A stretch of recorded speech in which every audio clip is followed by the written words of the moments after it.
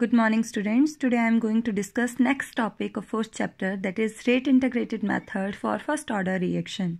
कल हमने किया था rate integrated method for zero order reaction. आज हम करेंगे rate integrated method for first order reaction. In first order reaction, rate of reaction is proportional to the 1 power of concentration of reactant. Let us consider one reaction in which A changes into a product. Reaction rate of first order reaction, rate कैसे निकालते reaction के लिए first order के लिए, minus d A over d t is equal to k A की power 1. Minus sign only represent कर रहा है decrease in concentration of reactant.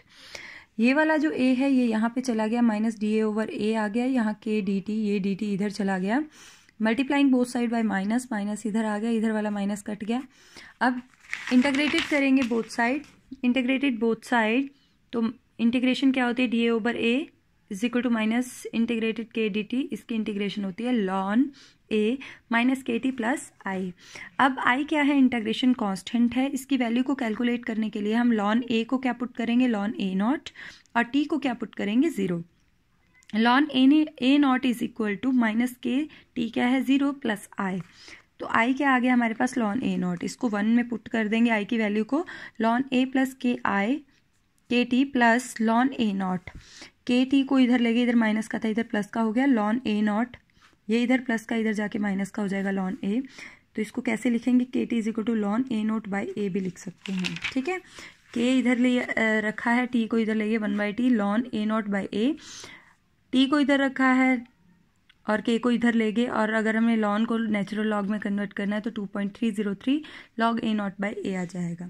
Next है calculation of half life period for first order reaction. तो T को क्या put करेंगे, T1/2, ए को क्या पुट करेंगे, ए नॉट बाई 2, T1/2 2.303 के ऊपर वाली value same to same as it is ले लेंगे, और ए की जगह हमने क्या पुट करना है, ए नॉट बाई 2. ए से ए कट गया तो लॉग क्या आ गया, 2.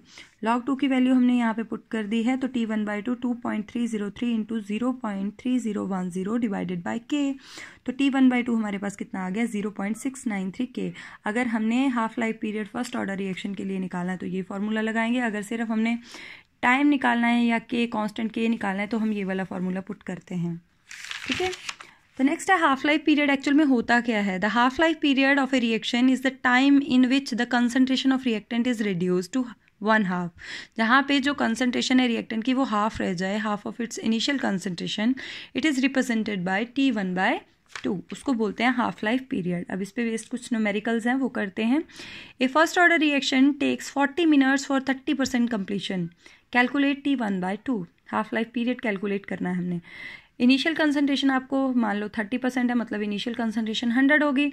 तो कंसंट्रेशन कैसे निकालेंगे हम, actual concentration 100 minus 30 is equal to हमारे पास आ गया 70. तो K is equal to 2.303 by T log A not over ए.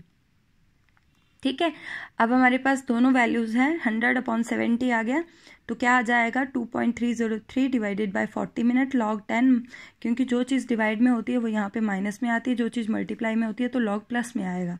तो लॉग 10 माइनस लॉग 7, लॉग 7 की वैल्यू होती है 0.8451.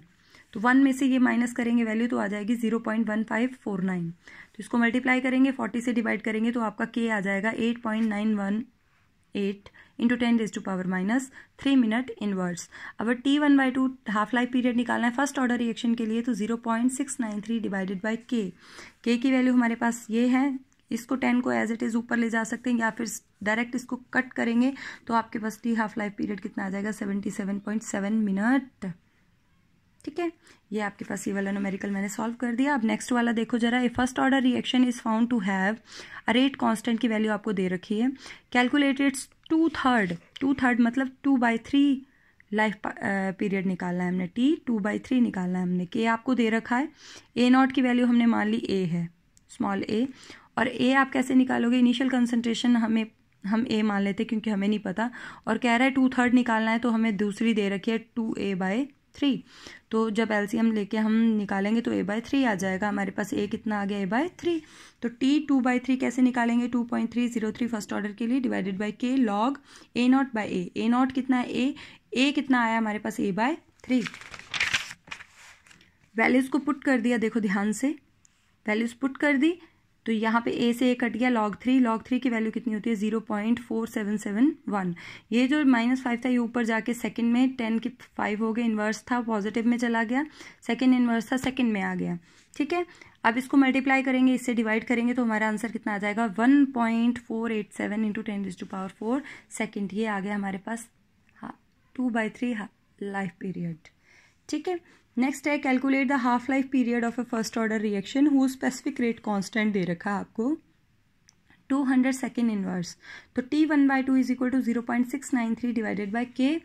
ठीक है, अब आपको क्या दे रखा है, T1/2 आपने निकालना है, आपको K दे रखा है 0.693 डिवाइडेड बाय 200। तो आंसर कितना आ गया आपके पास 3.46 इंटू 10⁻³ सेकेंड। अनदर क्वेश्चन है, first order reaction has a specific rate of 10⁻³ second inverse. How much time will it take for 10 gram of the reactant to be reduced to 5 gram। 10 gram initial concentration, 5 ग्राम आपको final concentration भी दे रखी है। तो formula आपके पास ये है कि आपको दे रखा है ए नोट आपको 10 दे रखा है, ए आपको 5 ग्राम दे रखा है।